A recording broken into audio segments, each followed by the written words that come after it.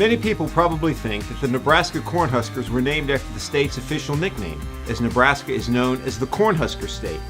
But in fact, the opposite is true. The state was actually named after the football team. So how did the university acquire its nickname then? The answer is moments away on this episode of Mascots and Monikers.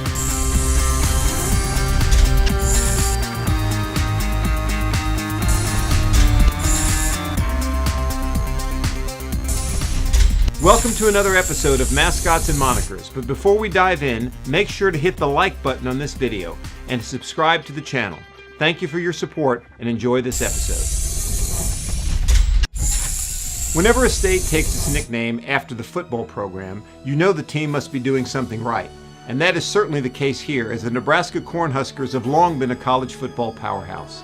They have the most all-time wins of any program against Power 5 conference teams and the fifth most wins period in college football history. Most notably, their 1971 and 1995 national championship teams are considered by many to be two of the best college football teams of all time. So why does a school with such a rich tradition not have a cooler nickname? I mean, a Cornhusker is merely a person who removes husks from ears of corn, right? Well, let's go back to the year 1892.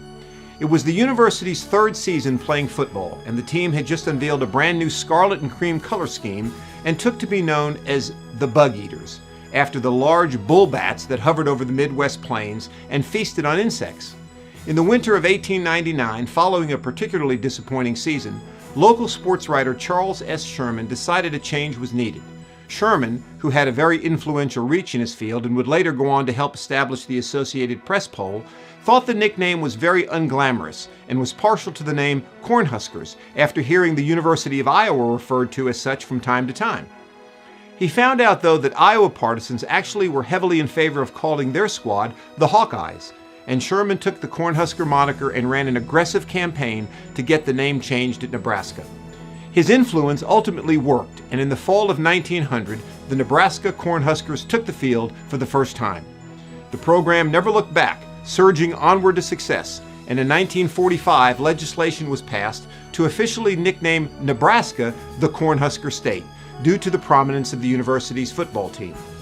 But the team still needed a mascot. After all, we know that a Cornhusker is literally a person stripping husks off of corn.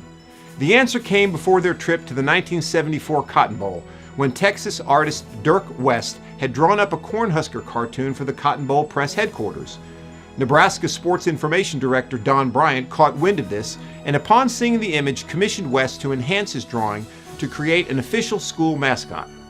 West refined his original cartoon and created the team's first official mascot, Herbie Husker, who can be found at all kinds of Nebraska University athletic events to this very day.